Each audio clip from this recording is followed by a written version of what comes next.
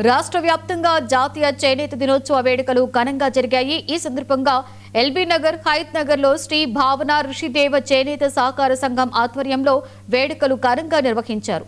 జాతీయ జెండా ఆవిష్కరించి మిఠాయిలు పంచుకుంటూ సంబరాలు జరుపుకున్నారు.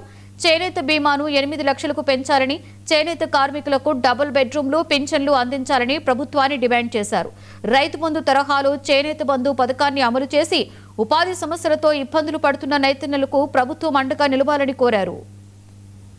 మేము సంఘము ప్రారంభం అయినప్పటి నుంచి ఏడీ ఆఫీసుకు డబుల్ బెడ్రూమ్ల విషయమే కానివ్వండి, చేనేత మొగ్గం నేర్చుకునేటువంటి ప్రతి కార్మికునికి స్టాండ్ మొగ్గమే కానివ్వండి, వీటి గురించి మేము మొదటి నుంచి ఈ 2 years 3 years నుంచి మేము ఏడీ ఆఫీస్కు లెటర్లు కూడా మా నేత కార్మికుల గురించి మేము అడుగుతూ వచ్చినాము. అదేవిధంగా ఈ హైదరాబాదు ఎల్బీ నగర్ కాన్స్టిట్యున్సీలో ఉన్నటువంటి సొసైటీ, మా భావన ఋషిదేవ సొసైటీ నేత కార్మికుల వాటా సభ్యులకు డబుల్ బెడ్రూమ్ ఇల్లు కావాలని కూడా మేము మన ప్రభుత్వం దృష్టికి తీసుకుపోయినాము. ఒక మెమోరాండం రాసి మన సీఎం రేవంత్ రెడ్డి గారు కూడా మెమోరాండం ఇచ్చినాము.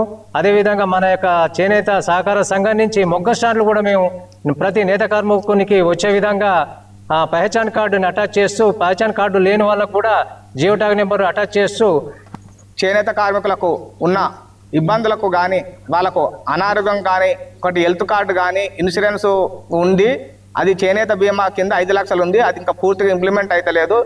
ఇప్పుడు గీతా కార్మికులకు 8 లక్షలు చేసిండ్రు. ఇప్పుడు మాకు కూడా తొందరగా చేనేత కార్మికులకు అందరికి 8 లక్షలు చేయాలని మొన్ననే రిఫరెండం ఇచ్చినాము శైలజారామయ్య గారికి. తప్పనిసరిగా ఇప్పుడు చేనేత బీమా కానీ, చేనేత పింఛన్స్ కానీ అందరికీ 50 ఏళ్ళు నిండిన చేనేత కార్మికులకు అందరికీ పింఛన్స్ 4016 రేపు సెప్టెంబర్ నుంచి దసరా నుంచి ఇస్తామని సీఎం గారు కూడా చెప్పిండు.